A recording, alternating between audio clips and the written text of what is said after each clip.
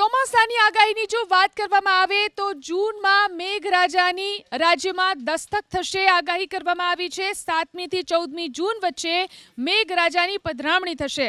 હવામાન નિષ્ણાત અંબાલાલ પટેલે આગાહી કરી છે. અંદમાન નિકોબારની અંદર મેઘરાજા દસ્તક દઈ ચૂક્યા છે. તેવામાં અંબાલાલ પટેલે આગાહી કરી કે 25 થી 28મી મે સુધીમાં દક્ષિણ ભારતમાં ચોમાસું પ્રવેશશે. તો આ પહેલા પણ ગુજરાતમાં ગાજવીજ સાથે વરસાદ થઈ શકે.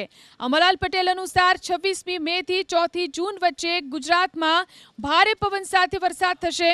અંબાલાલ પટેલે આગાહી કરી કે જૂન મહિનામાં અરબ સાગરની અંદર ચક્રવાત સર્જાઈ શકે છે. તો 26મી મે બાદ ગુજરાતમાં ગરમી ઘટી શકે છે. પછી હિન્દ મહાસાગર ગરમ છે એટલે ચક્રવાતની શક્યતા રહેશે. બંગાળના ઉપસાગરમાં તારીખ 26મી મે સુધીમાં ચક્રવાત સર્જવાની શક્યતા રહેશે. પવનની ગતિ 100 થી 120 કિલોમીટરની ઝડપે રહેવાની શક્યતા રહેશે. અને વેલમાર્ક લો પ્રેશર પશ્ચિમ બંગાળ સુધીમાં તારીખ 26-27માં આવવાની શક્યતા રહેશે.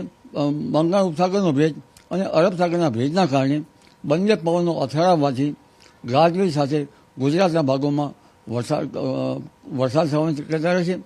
એટલે રોહિણી નક્ષત્રનો વરસાદ તારીખ 26મી મેથી લગભગ 4-5 જૂન વચ્ચે થવાની શક્યતા રહેશે. ત્યારબાદ 7 થી 14માં મૃગશીર્ષ નક્ષત્રમાં ચોમાસું વરસાદ થવાની શક્યતા રહેશે. પણ તે પૂર્વે મેના અંતમાં અને જૂનની શરૂઆતમાં અરબ સાગરમાં પણ હલચલ જોવા મળશે. કદાચ વાવાઝોડું થઈ શકે.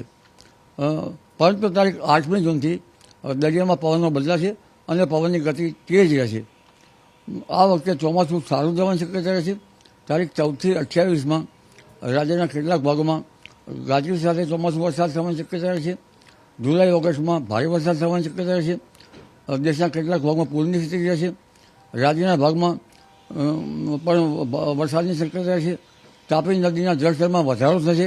ઉપરાંત નર્મદા નદી જે છે એના જળસ્તરમાં વધારો થશે.